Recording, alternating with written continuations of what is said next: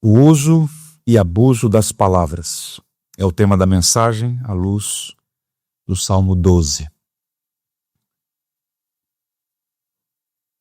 Diz assim a viva e eficaz palavra de Deus.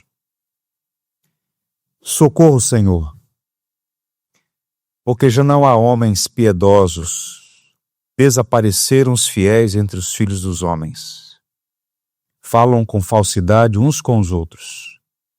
Falam com lábios bajuladores e coração fingido.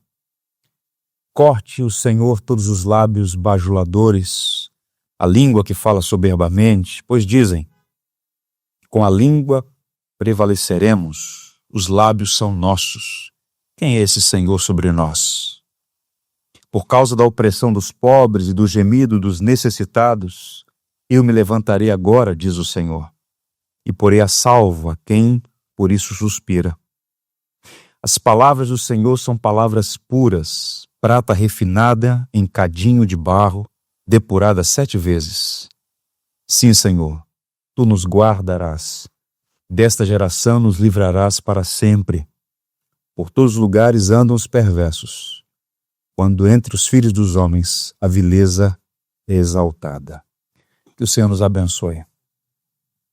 No dia 10 de maio de 1940, Hitler invadiu a Holanda e a Bélgica. A França sangrava e a Inglaterra estava completamente acuada diante da ofensiva nazista. Os primeiros meses da guerra foram uma coleção de fracassos e derrotas. Havia trevas sobre a Europa Ocidental. O rei George VI, a partir da renúncia do seu primeiro-ministro, convoca um novo gabinete e chama Winston Churchill para ser o líder da nação naquele contexto. Então Churchill faz um discurso que entrou para a história. Ele, que era um notável orador, disse nesse dia 10 de maio de 1940, nada tenho a oferecer senão sangue, trabalho, lágrimas e suor. Menos de um mês depois, ele comandou uma operação dramática, um dos episódios mais complexos do início da Segunda Guerra, quando mais de 300 mil soldados britânicos estavam encurralados em Dunkirk, uma cidade portuária na costa francesa, em iminente situação de morte. Não havia condições de resgatá-los. No espírito patriótico, os britânicos, muitos barcos civis fazem operação. A travessia do Canal da Mancha e mais de 300 homens são salvos. Naquele mesmo dia, os nazistas continuam sua ofensiva e o Churchill faz um segundo grande discurso no dia 4 de junho de 1940. Lutaremos nas praias, lutaremos nos terrenos de desembarque, lutaremos nos campos e nas ruas, lutaremos nas colinas, nunca nos renderemos. Quando ele tinha 22 anos de idade, percebam, ele já era um homem de mente arguta, ele escreveu um texto falando que dos dons que Deus concede aos homens, o dom de falar, o dom de se comunicar, é uma das grandes habilidades. É mais poderoso do que a força de um grande rei. Por outro lado, o Salmo 12, como nós veremos, apontam para nós que as palavras podem ser usadas para encorajar, para abençoar, para fortalecer, para o bem, mas também para promover o mal e perverter a ordem. E a história está cheia de tiranos que tinham uma impressionante habilidade para usar as palavras para o mal. Hitler, por exemplo, nas cervejarias de Munique, eletrizava as pessoas com seus discursos. Alguns desses discursos pareciam ter um poder de hipnose das pessoas. Então você tem Churchill encorajando uma nação acuada pela tirania, e você tem outros que ao longo da história usavam a habilidade de falar para promover o mal e a si mesmos. O Salmo 12 vai expor o uso e o abuso das palavras. O dom de falar, meus irmãos, pode ser um instrumento de opressão, injustiça e morte. E a arte da comunicação pode ser usada de maneira errada, e muitas vezes provocando danos, por vezes, irreparáveis, consequências terríveis. Na semana passada nós examinamos o Salmo 11, eu disse aos irmãos naquele dia que a palavra de Deus é atual, ela é viva, não precisa de atualizações. Em algum sentido ela é moderna, permanentemente moderna, mas o correto é afirmar, como disse Lutero, que não é nem antiga nem moderna, ela é eterna. É impressionante, lendo o Salmo 12, parece que esse salmo foi escrito ontem à noite. Tamanha a atualidade do texto sagrado, palavra divina, palavra inspirada. Porque nós vivemos a época terrível e sombria das fake news, do assassinato de reputações, da destruição da honra das pessoas, a cultura do cancelamento. Da noite para o dia, o nome de uma pessoa, de uma família, pode ir para a vala pela habilidade destrutiva, pelo abuso das palavras. Palavras não são neutras, diz o livro de Provérbios. As palavras são fonte de vida ou de morte. Eu quero que você, por gentileza, mantenha sua Bíblia aberta. Vamos examinar essa passagem. Vejam, os irmãos, como o Salmo começa. Verso 1. Socorro, Senhor, porque já não há homens piedosos. Desapareceram os fiéis entre os filhos dos homens. O Salmo 12 é atribuído a Davi e tem como pano de fundo sua tristeza e dor em duas situações, uma de duas. Davi está reverberando aqui sua tristeza, sua dor, quando foi deposto pelo seu próprio filho Absalão numa revolta, ou antes disso, quando ele foi perseguido por Saul, rei de Israel. O ponto é que, independente se foi nos dias de Saul ou nos dias de Absalão, Davi está perplexo diante da tirania de pessoas que usam palavras para destruir. E ele começa o salmo com um grito, é um grito da alma. É um pedido de socorro desesperado. Percebam que ele já começa o salmo clamando por ajuda. Socorro, Senhor. É uma ênfase que é posta no salmo. Ele não começa com louvor, mas com súplica. E o tom, repito, é de desespero. Como é próprio de alguém que está numa situação em que a morte o encara. Quem está no afogamento não fala de modo polido, grita por socorro. É interessante porque os salmos expressam as emoções e temos visto isso ao longo de todo esse ano. Já estamos caminhando para quase 50 exposições no Saltério. De modo que é interessante que a Bíblia não censura as emoções. Há uma fé gnóstica em circulação no nosso país que sugere, propõe que a fé cristã suprime as emoções. Não. Perceba aqui, em nenhum momento ele é censurado pelo desespero, pelo desejo de ser socorrido.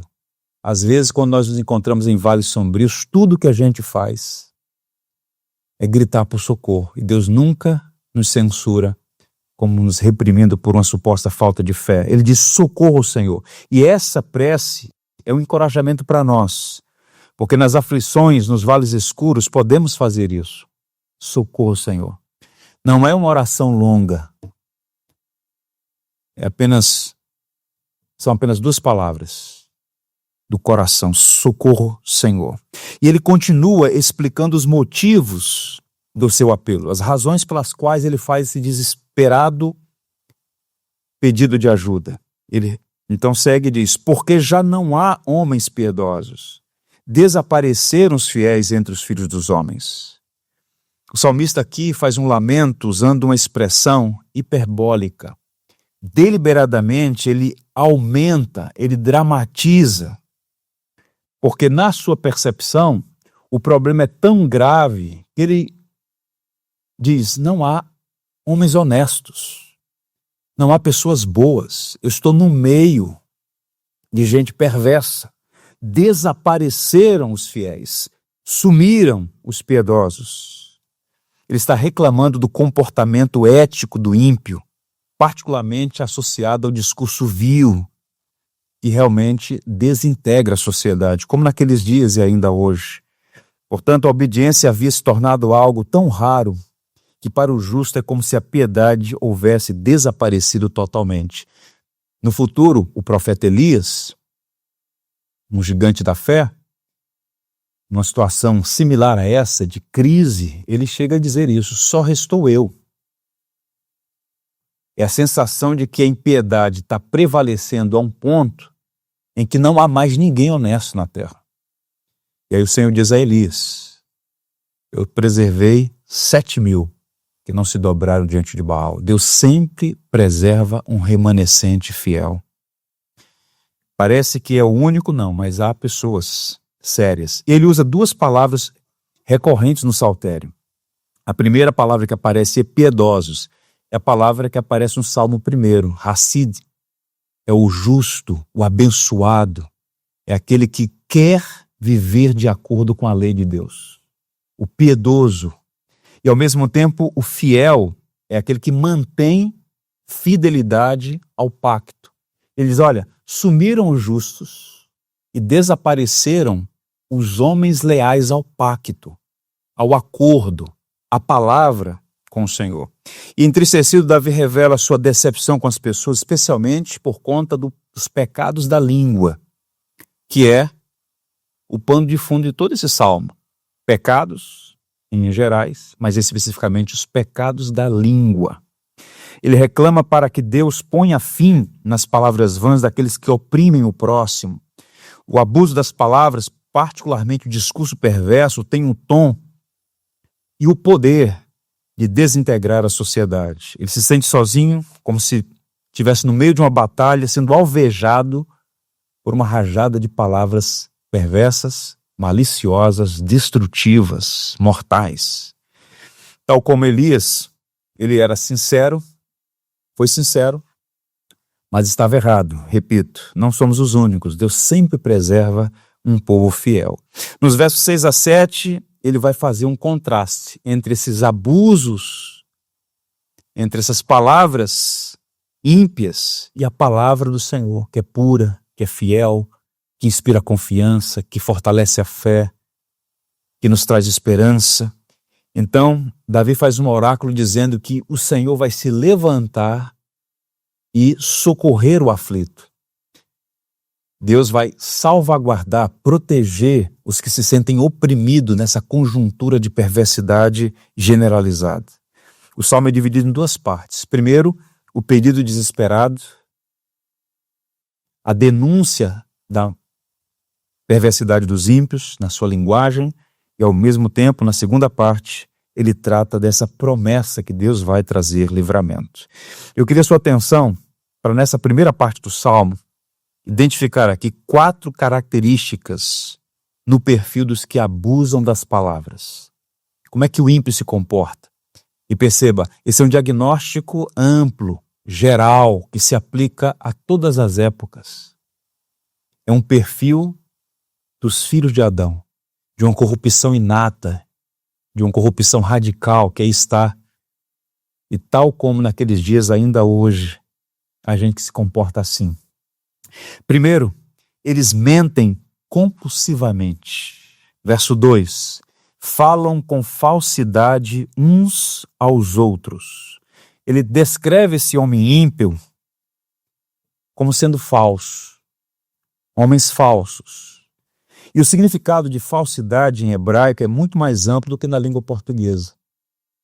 Aliás, as duas línguas originais da Bíblia, o hebraico e o grego, são duas línguas riquíssimas, cujas palavras ampliam o nosso entendimento, razão pela qual investigar, fazer a exegese dessas passagens ajudam muito a compreender que o autor, ou os autores originais queriam comunicar. Em linhas gerais, a falsidade é uma distorção da verdade. Por isso pode ser classificado como uma mentira. Uma pessoa falsa é necessariamente uma pessoa mentirosa. Mas a palavra que ele emprega aqui significa, numa tradução literal, fala o que é vazio. Por isso os tradutores optaram pela palavra falso. Falar o que é vazio. falar o que não tem consistência, falar o que não se sustenta. A palavra está associada, portanto, à insinceridade, à irresponsabilidade e à leviandade. O mentiroso é alguém que usa de falsidade por meio de conversa fiada, vazia e vaidosa. Que coisa terrível! Os que vivem na mentira, enganam o próximo, estão violando o 9º mandamento. O mundo seria outro se os homens obedecessem apenas 10 mandamentos. Esta multiplicidade de leis e mandamentos humanos é porque não dão ouvido à lei moral de Deus. E no 9º mandamento está escrito: não dirás falso testemunho contra o teu próximo. Deus ordenando o seu povo, e não apenas o seu povo, a toda criatura debaixo do céu, que seja verdadeiro, que tenha a honra de falar o que é real, nunca usar de falsidade ou mentira. Agora observe que a mentira naqueles dias, e esse é o drama de Davi, não era um problema isolado, não é algo pontual. Ele não está sendo objeto de uma mentira contada por uma pessoa apenas. Ele está aqui lançando luz de um contexto amplo. A nação inteira tinha, por algumas razões, sido levada a uma corrupção tão generalizada que ele está a dizer: sumiram os homens fiéis. Não há mais gente honesta. Ou seja, a nação havia se perdido no labirinto de mentiras. No capítulo 5, no Salmo 5, ele chegou a dizer o seguinte: na boca dos meus adversários não há sinceridade. Saul mentiu para Davi, muitas vezes usando de ludibrio, tentando matá-lo. Saul enganou seus líderes a respeito de Davi. De igual modo, para a tristeza profunda de Davi, seu próprio filho Absalão conquistou o coração do povo contra seu pai, usando artifícios desleais, mentirosos. Tal como naqueles dias vivemos uma epidemia de falsidade. Da pessoa mais simples aos famosos. Das pessoas mais comuns aos chefes de Estado. Falsidade generalizada. Pergunta: o que é falsidade? Há uma definição de um autor chamado Charles Swindoll. Ele diz o seguinte: percebam como é muito mais amplo do que por vezes nós entendemos. Falsidade vai de uma mentira branda até uma mentira extrema. Subterfúgio diplomático, exagerar fatos, não contar a história inteira, permanecer em silêncio quando deveríamos falar, encobrir os motivos, bajular alguém, torcer a verdade, acrescentar detalhes falsos, inventar histórias, aceitar a ficção como verdade. É uma descrição do nosso tempo. Impressionante. Razão pela qual lá atrás nosso Senhor disse de modo muito claro, deliberado, consciente: o diabo é o pai da mentira. O diabo é o pai da mentira. Portanto, viver na mentira é atestar filiação. Eventualmente, podemos incorrer em uma inconsistência, mas o padrão para os que afirmam ser discípulos de Cristo não é viver na falsidade e na mentira. Deus ama a verdade, nele jamais há engano e mentira. Quando Paulo escreveu uma das suas cartas a Tito, que estava em Creta, pastoreando as igrejas naquela ilha no Mediterrâneo, ele disse algo sobre Deus que revela a natureza divina, o caráter divino. E nós todos devemos imitar a Deus como o Senhor Jesus Cristo nos orientou. Disse ele no início da carta a Tito: Paulo, servo de Deus e apóstolo de Jesus Cristo, para promover a fé que é dos eleitos de Deus e o pleno conhecimento da verdade segundo a piedade, na esperança da vida eterna, que o Deus que não pode mentir prometeu antes dos tempos eternos. Deus pode todas as coisas de acordo com a sua natureza. Deus não pode mentir. Deus é a própria verdade. A verdade não é um conceito, a verdade é uma pessoa. Eu sou o caminho, a verdade e a vida. Portanto, falar a verdade é refletir a beleza e o caráter de Cristo. Num mundo como o nosso, onde a falsidade está generalizada, o cristão tem que ser um luzeiro. Sim, sim, não, não. O que passar disso é procedência maligna. O cuidado com as palavras. Eles mentem compulsivamente. São falsos uns aos outros, disse Davi. E mais, eles bajulam habilidosamente. Observem do verso 2. Falam com lábios bajuladores. Interessante porque a mentira não anda sozinha. Ela sempre vem acompanhada de outros vícios e pecados da alma. Existe uma espécie de descompasso entre a realidade e a ilusão forjada. E é por isso que o mentiroso sempre vai incorrer em outros erros. A realidade e uma estrutura forjada. Então, quem mente vai incorrer em outros erros, porque é um universo paralelo, criado fantasiosamente. Então, ele está dizendo, eles mentem compulsivamente. E porque mentem, porque tem essa índole, vão incorrer em outros erros. E nesse caso aqui, eles são habilidosos na bajulação. Davi está denunciando aqui o pecado da bajulação. E o bajulador é essencialmente um manipulador. O problema essencial da bajulação é a motivação deletéria. Por trás daquela atitude vil, há um interesse escondido, falso, mentiroso, camuflado. Um filósofo antigo, do 5º século a.C., Bion de Boristene, foi questionado sobre qual seria, na visão dele, o animal mais nocivo, e ele respondeu: dentre as criaturas selvagens, o tirano, e dentre as domadas, o bajulador. Tanto o tirano quanto o bajulador são feras nocivas. O que muda é o modus operandi, mas são extremamente perigosos. Leia, por exemplo, Otelo, de Shakespeare. Veja lá a figura do Iago. Que homem maligno. Tão maligno que Machado de Assis, quando fala dessa atitude de macular a imagem do outro, usa a expressão síndrome de Iago.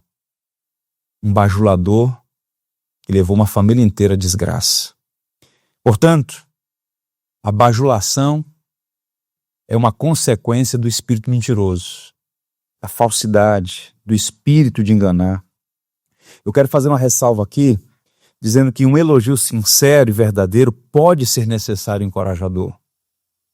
A Bíblia está repleta de elogios. Paulo, por exemplo, em todas as cartas que escreveu, elogiou pessoas e igrejas. Todas as cartas, exceto a carta aos Gálatas, que Paulo era um homem verdadeiro. Nas cartas chamadas Cartas do Apocalipse, que João registrou, palavras de Jesus àquelas igrejas, 7 no total, todas aquelas igrejas recebem elogio, exceto uma.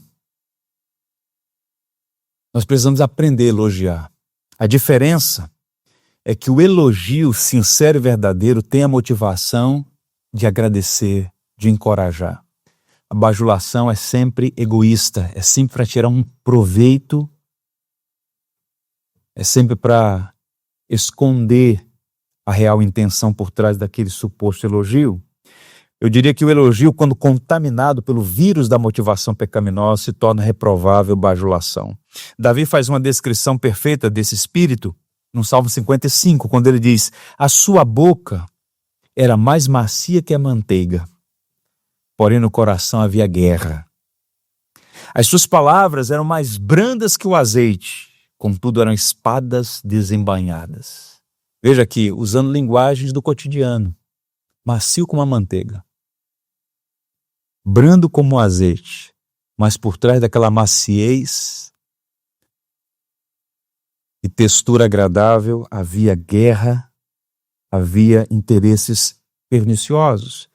A epístola de Judas nos instrui sobre o fato de que a bajulação do ímpio pavimenta o caminho que o condena. Judas diz: são aduladores dos outros por motivos interesseiros e por isso serão condenados.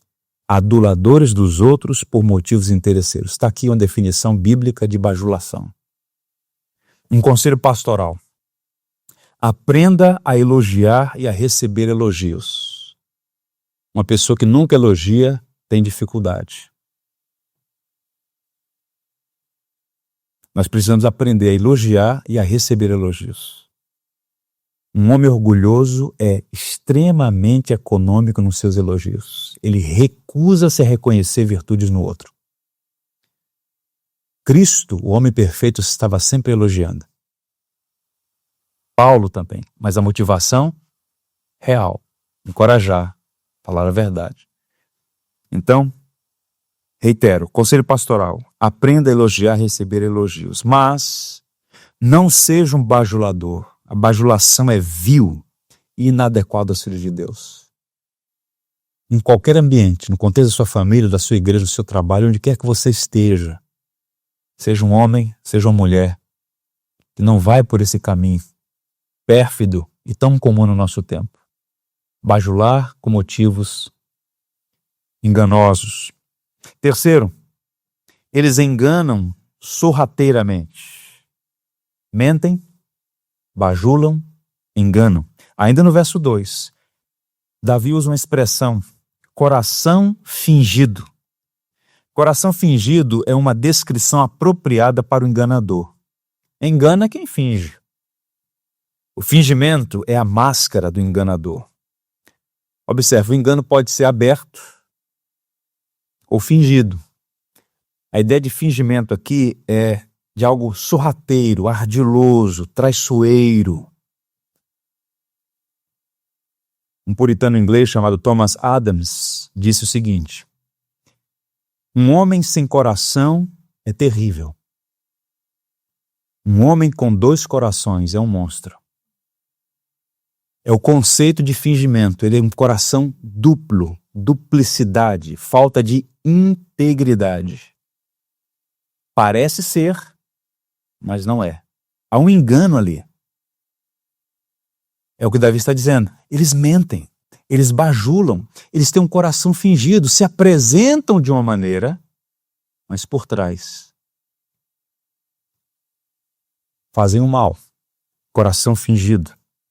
Deixa eu dar 2 exemplos dessa prática em nossos dias para ampliar o entendimento sobre esse espírito de enganação, de fingimento, ardiloso espírito. Próximo domingo nós teremos eleições municipais em todo o Brasil. Igreja Batista não tem candidato. Todos os membros devem votar de acordo com a sua consciência. E a nossa recomendação é que cada candidato seja escolhido a partir dos seus princípios, valores e propostas, que não podem estar em desarmonia com a Escritura, com a Bíblia, que é o nosso padrão de crença e prática. Mas os membros da igreja são livres, cidadãos livres, votam em quem quiser. O político profissional é uma figura curiosa. Existe uma indústria hoje em torno da imagem. Quando a gente vai estudar um pouquinho sobre essa multifacetada história da política brasileira e com os adventos todos da comunicação do nosso tempo, nos últimos 20 anos, os políticos mais articulados contratam marqueteiros que vão cuidar da imagem, da reputação dela, da opinião pública, do visual ao discurso. Tudo é programado. Programado. A cor da roupa, o tipo da roupa, o que pode e o que não pode falar, o gesto, a atitude, tudo é planejado. Em variados níveis. Se um candidato a vereador numa inexpressiva cidade, ele pode burlar essas regras. Mas se ele quer alçar, se ele tem pretensões maiores, ele tem que necessariamente ser assessorado por essa indústria da imagem. E aquela pessoa na tela da TV, ela é uma persona, não é a pessoa real. É um indivíduo mascarado, necessariamente mascarado. Longe das câmeras e dos gravadores, quando a máscara é posta de lado, o indivíduo é o que é. E um dos terrores do mundo político é o vazamento de áudio. Porque o que é o vazamento de áudio? É o indivíduo como ele é. E ninguém pode se apresentar como é numa sociedade que está acostumada com enganação, com falseamento da realidade. Não é bom que fale isso, vai perder eleitor. Cuidado com isso. E aí você vem com força a indústria do politicamente correto. Não pode ser real, não pode ser verdadeiro. Você tem que entrar no jogo. Esse é o espírito do nosso tempo. E por trás daquele rosto maquiado, daquele sorriso forçado, uma pessoa oculta ali. E a classe política é apenas um símbolo. Por quê? Esse falseamento pode ser entre dois chefes de Estado que se cumprimentam e se elogiam, mas nos bastidores no gabinete dizem aquilo não presta. E quando vaza, diz, não foi bem isso que eu quis dizer. Mas também pode ser entre dois colegas de trabalho que trabalham lado a lado, no mesmo ambiente, durante todos os dias da semana. Sorriem, se cumprimentam, mas em ambientes distintos, um destrói a imagem do outro. É uma coisa terrível. Isso aqui, na verdade, é uma janela 3x4 da realidade da natureza humana. Que coisa terrível. Então você tem essa figura do político profissional. Mas há algo mais terrível ainda, que tem sido chamado de o holocausto do aborto. A palavra aborto é um eufemismo. Essa palavra foi empregada e tem sido usada com o objetivo de diminuir o impacto do significado e suas implicações. Outra palavra que foi selecionada, esse ambiente de cuidado com o que se fala. A pessoa não diz, eu sou a favor do assassinato de bebês em gestação. Isso é agressivo.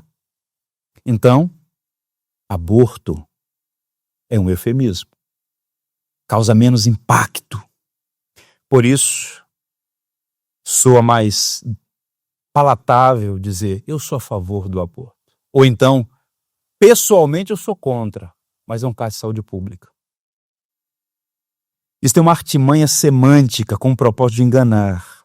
E nessa direção, os defensores desse crime argumentam que não existe um bebê na barriga da mãe, mas apenas um feto, um tecido embrionário. Qual é o problema? Tirar. Veja o verbo. Tirar. Outro eufemismo. Portanto, trata-se de um deliberado uso de palavras que mascaram a realidade. E nesse sentido, o assassinato de um bebê em gestação recebe nomes enganosos como procedimento cirúrgico, interrupção da gravidez. E quando questionada, a pessoa diz, se trata de um heróico exercício do livre direito da escolha de uma mulher. Palavras sendo torcidas com o propósito de suavizar o impacto sombrio. Enganação. Instituições internacionais investindo bilhões de dólares, os mesmos que poderiam usar esses recursos para minimizar a pobreza real, mas usam para promover este holocausto. Percebam, irmãos, que o ano de 2020, o ano em que o mundo foi colocado sob o pânico do coronavírus, poucas pessoas param para pensar que em 2019, a pandemia da maldade matou 42 milhões de bebês em gestação. E há quem esteja advogando o direito de fazer isso em qualquer fase, porque há uma discussão que no primeiro momento é só um tecido. Um tecido que com 16 dias tem coração batendo. E então essa indústria perniciosa é um exemplo forte, contundente, do espírito de engano, de falseamento da realidade que está em curso. O cristão, ele precisa ser inteligente, honesto consigo e com a sua fé, com a sua tradição. Em toda a Escritura e no decurso de toda a nossa história, não há brecha para apoiar esse tipo de crime. Nenhum crime. Esse crime falseado como se fosse um direito. Pois bem, o que deve prevalecer para nós é o que Paulo disse a Timóteo. Eu recordo de você e da tua avó e da tua mãe. Vocês têm fé sem fingimento. A fé é verdadeira. Não é uma fé que é levada pelo vento da cultura, que é manipulada por um órgão de imprensa, que é tiranizada por instituições que, no fundo, odeiam a fé cristã por conta de suas proposições de defesa da vida. Estou usando esse exemplo aqui porque ele é forte, contundente e revela o espírito daqueles que estão usando as palavras para promover o mal. E ainda hoje há muita gente fazendo isso. E mais, eles gabam-se atrevidamente. No verso 3, vejam. Corte o Senhor todos os lábios bajuladores, a língua que fala soberbamente. Davi está tão indignado com a malícia desses ímpios, que nos versos 3 e 4 ele faz uma imprecação. Imprecação é um pedido de juízo. É quase que invocar uma maldição sobre o mal. Nesse caso aqui, contra os bajuladores e soberbos. Eles se gabam do uso das palavras, do abuso delas. A mentira, a bajulação, o fingimento são agravados pelo espírito altivo. Agora veja aí, no verso 4. Eles falam com soberba. Com a língua prevaleceremos, os lábios são nossos. Quem é Senhor sobre nós? É o espírito de altivez, que é próprio da nossa geração também, né? O indivíduo que se arvora, que se agiganta, que não se submete, que é senhor de si. As leis são apenas para os outros, mas para si eles ignoram, passam por cima. É como se esses ímpios estivessem dizendo: os fins justificam os meios. E a história testemunha muitos homens com esse espírito altivo e arrogante, que são atrevidos na linguagem. Porque existe o ímpio, que é ímpio, mas que não demonstra seu espírito de atrevimento, mas há outros que são cheios de empáfia. Nesse caso aqui, há um grupo que se gaba de usar as palavras para o mal e diz: quem vai nos corrigir? Quem é Senhor sobre nós? Eu falo o que eu quiser. Esse espírito está presente. Veja, por exemplo, o Facebook, a terra de ninguém. O orgulhoso e terrível fim de um filósofo francês chamado Voltaire ilustra bem isso. Voltaire foi um pensador francês inteligente, mas igualmente soberbo. Perceba isso. Um indivíduo pode ser muito inteligente e terrivelmente estúpido, soberbo. E Voltaire é filho do iluminismo, né? Ele é filho de seu tempo. Ele se comportou como uma pessoa muito atrevida, fez afirmações insensatas, arrogantes, naquele espírito de sepultar a fé, em particular a fé cristã. Ele chegou a dizer, vejam a empáfia: daqui a 20 anos o cristianismo não mais existirá. Com apenas uma de minhas mãos destruirei o edifício que os 12 apóstolos construíram. A ideia é que ele está sendo tão iluminado pela razão, que ele vai tirar o mundo daquele obscurantismo medieval, da fé cega numa religião, num homem que morreu numa cruz e ressuscitou e supostamente está vivo e supostamente voltará. Coisas que ele desprezava. Eu vou libertar as pessoas dessa tirania obscurantista pelos meus escritos e o cristianismo vai desaparecer. Vou destruir todos esses dogmas com apenas uma das minhas mãos. A linguagem aqui é os escritos dele. Veja como Deus zomba de tais homens. No ano em que ele escreveu essa tolice, o Museu Britânico comprou do governo russo um manuscrito antigo da Bíblia por $500 mil. Está no Museu Britânico, um dos muitos documentos daquele tesouro extraordinário que é o Museu Britânico.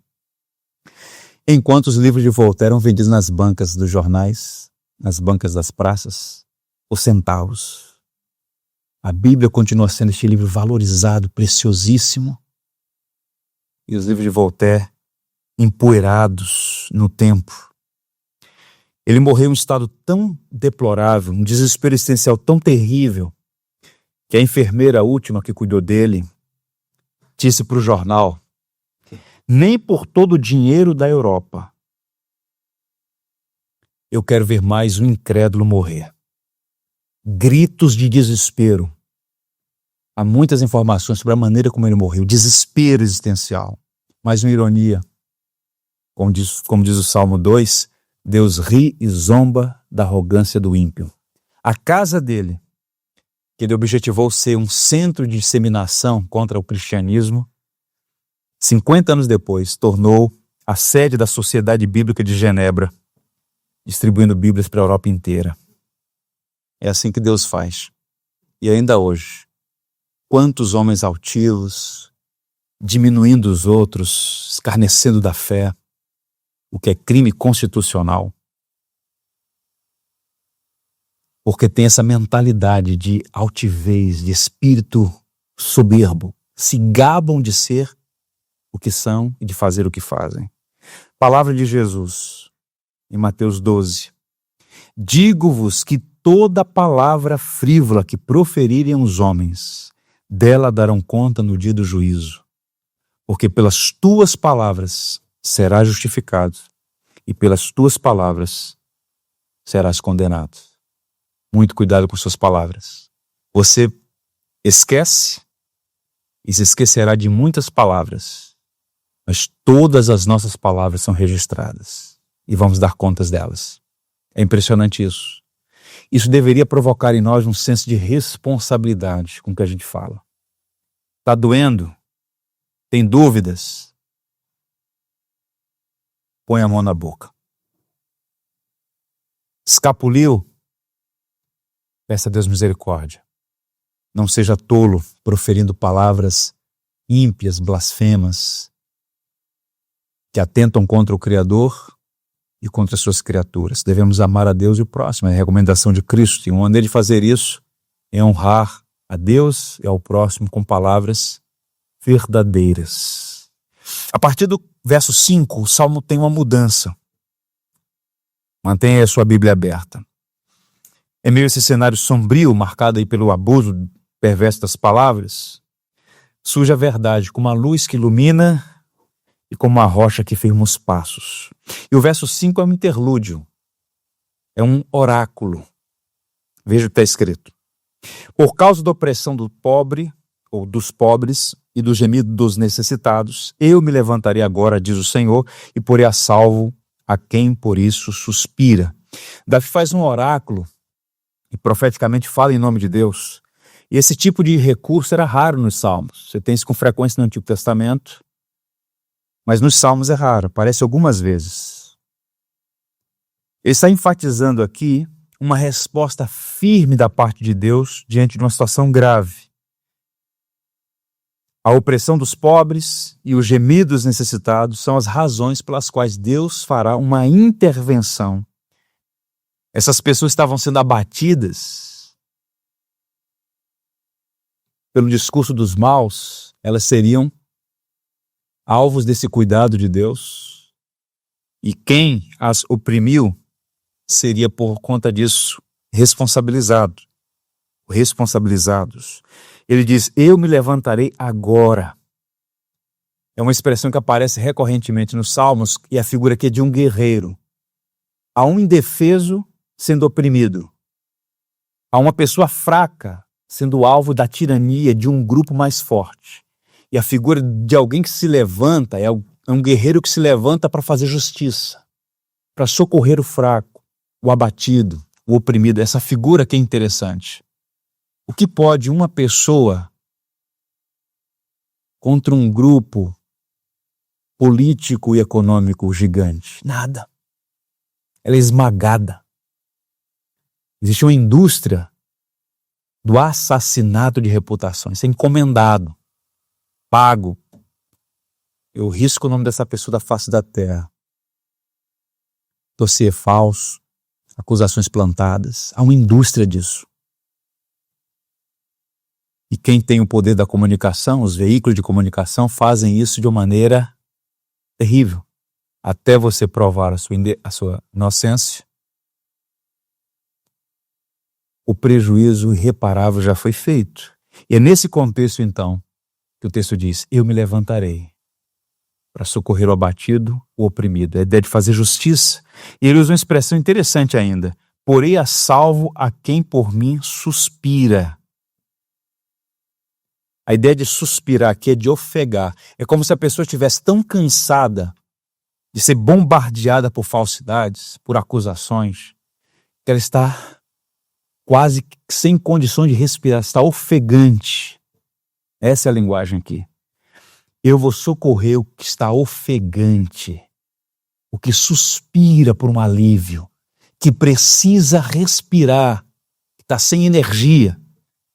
Quem clama por socorro será salvo como quem suspira por alívio. Que coisa linda, né? Saber que as circunstâncias podem ser opressivas, mas nós temos um Deus que vê o justo tendo dificuldade para respirar. Aquele que suspira, aquele que ofega, eu vou socorrer. Aplicação. Você pode ter sofrido ou está sofrendo por causa de abusos verbais. Mas lembre-se que o Senhor cuida dos que suspiram por Ele. As palavras das pessoas machucam, mas as palavras do Senhor curam. E é por isso que o Salmo começa e termina com a realidade dos ímpios, mas no meio desse cenário sombrio, Davi faz um contraste entre as palavras dos ímpios e as palavras de Deus. E ele diz que as palavras do Senhor são puras, sem falha. Vejam os versos 6 e 7. As palavras do Senhor são palavras puras, prata refinada em cadinho de barro, depurada 7 vezes. Sim, Senhor, Tu nos guardarás dessa geração, nos livrarás para sempre. O verso 6 denota aí esse contraste. Ele vinha falando de palavras abusivas, ele vem descrevendo o homem ímpio, mentiroso, enganador, bajulador, falso, fingido. Deus se levantará como um guerreiro para salvar aquele abatido que está ofegante de tanta opressão sobre ele. E então diz: as tuas palavras, Senhor, são puras. E ele usa uma metáfora conhecida no mundo antigo, né? O cadinho de barro depurado 7 vezes. Ou seja, as tuas palavras não têm impureza. São 100% puras, 100% verdadeiras, incorruptíveis. Coisa linda. De fato, a Bíblia é a palavra de Deus, a autoridade suprema, padrão da nossa fé e prática. Que coisa preciosa, irmãos, é ter a Escritura guiando a nossa vida. Não se deixe enganar como se fazer isso fosse um suicídio intelectual ou um salto no escuro. As mentes mais prodigiosas da história foram homens e mulheres como eu e você, que confiavam na Escritura como palavra de Deus. Pega as grandes universidades, as 3 maiores dos Estados Unidos da América, Harvard, Yale, Princeton, fundadas por pastores protestantes. Sem falar nas universidades europeias, fundadas por cristãos, no contexto da igreja. Pois bem, quando eu digo que a Bíblia é a palavra de Deus e quando faço da Escritura o meu padrão de crença e de prática, ou reconheço a Bíblia, a palavra de Deus, como autoridade suprema, isso é sensatez, é inteligência, é bom senso, é sabedoria. As tuas palavras são puras. Bem-aventurado é o homem que entende assim a Escritura. Sim, Senhor, Tu nos guardarás, dessa geração nos livrarás para sempre. Isso aqui é um modelo de oração para nós. Modelo de oração para todos aqueles que experimentam opressão, em particular a opressão por meio de palavras arrogantes. Nos versos 1 a 4, você tem a propaganda dos discursos maus, do abuso das palavras. Pergunta, como é que ele sobreviveu? Com oração. Socorro, Senhor. Isso aqui é alguém que está orando. Então você está se sentindo opresso por circunstâncias, sejam elas quais forem. Aprenda a orar, a desabafar, a clamar por socorro, a apresentar sua dor, suas aflições a Deus. Davi está fazendo isso. A partir dos versos 5 a 8, ele já apresenta a palavra de Deus. Veja como são as coisas, oração e palavra. A palavra de Deus como fonte de proteção. As tuas palavras são puras. Tu nos guardarás, desta geração livrarás para sempre. Coisa linda é o que Davi está fazendo aqui. E a parte final do Salmo, verso 8, ele diz, por todos os lados andam os perversos, quando entre os filhos dos homens a vileza é exaltada. Como é que ele termina o Salmo assim, né? Se você estivesse escrevendo esse texto, talvez você concluísse no verso 7. Porque no verso 7 ele termina com uma palavra de esperança, uma palavra de encorajamento. Sim, Senhor, Tu nos guardarás dessa geração, nos livrarás para sempre. Mas ele começa com lamento e termina com lamento. Porque no verso 8 ele diz, por todos os lados, por todos os lugares, andam os perversos, quando entre os filhos dos homens a vileza é exaltada. Nós não encontramos mudança nas circunstâncias. Os ímpios continuam aí, por toda parte, em todos os lugares, andam os perversos. Existem e persistem os mentirosos, bajuladores, enganadores, soberbos, abusadores de palavras. Ele chega a dizer, quando essa gente aumenta, a vileza é exaltada. Vileza aqui significa duas coisas. Algo sem valor, em contraste com o que é precioso. Vil, que não tem valor, desprezível. Mas também significa excessos vergonhosos. Aquilo que é moralmente reprovável.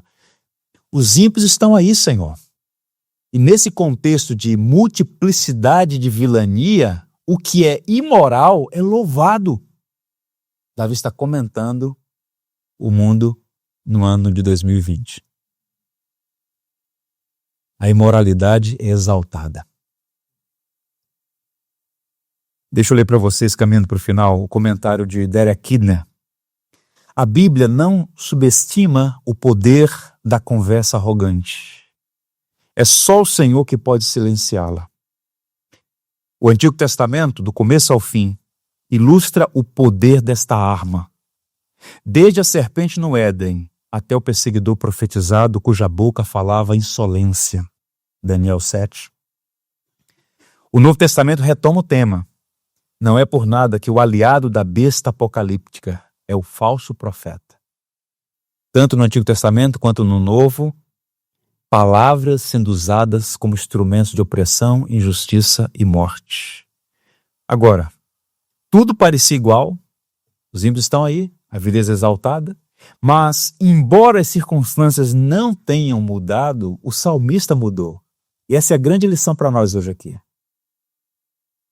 Ele começou com um choro, um desesperado pedido de ajuda. Ele conclui dizendo que os ímpios estão aí, que a vileza está sendo exaltada, mas o salmista mudou, porque ele teve esse encontro com a palavra e diz, suas palavras são puras. O Senhor socorrerá o justo. Por isso, estou em paz. Mesmo quando as circunstâncias não mudam, e por vezes não mudam, há pouca esperança de mudança imediata no contexto que nós estamos vivendo. Mas o fato é,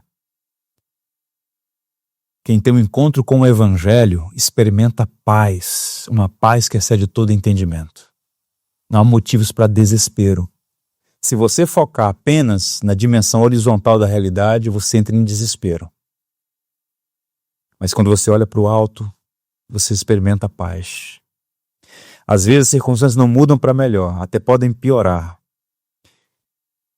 Eu disse aos irmãos semana passada que nós estamos no epicentro de uma revolução sem precedentes na história da civilização. Você tem datas significativas, assim, marcos, né? 1789, 1917, 1989, 2001, 2020. No futuro, obras e mais obras serão escritas sobre o ano de 2020. Mas eu quero encerrar deixando com vocês o verso 5. Guardem esse verso. Por causa da opressão dos pobres e do gemido dos necessitados, eu me levantarei agora, diz o Senhor, e porei a salvo a quem por isso suspira. Os justos devem se voltar para o Senhor sempre, sobretudo quando a mentira e a fraude prevalecem na terra. 2.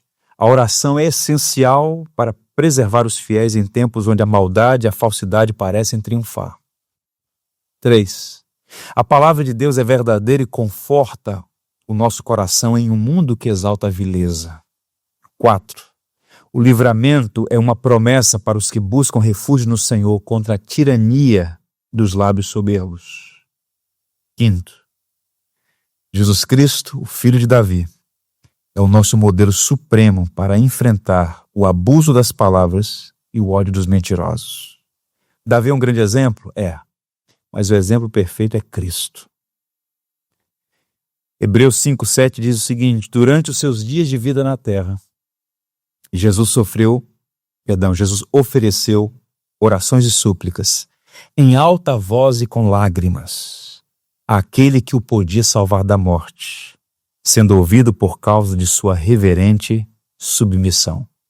Imitemos a Cristo. Orar ao Senhor e confiar no seu livramento para enfrentar as batalhas pela verdade. Amém. Vamos orar. Nosso Deus e Pai, nós te damos graças por sua palavra. É com gratidão que nós a recebemos na manhã de hoje, reconhecendo que sua palavra é viva, eficaz, confiável, digna de toda aceitação. Obrigado porque este salmo, escrito há séculos, ainda fala ao nosso coração hoje, porque é tua palavra. Vivemos dias maus, tempos difíceis. Tu és a nossa esperança, nosso conforto, nosso consolo, nossa rocha firme. Ó Deus, que a tudo vê, que a tudo ouve, tem compaixão de nós, tem compaixão desse país.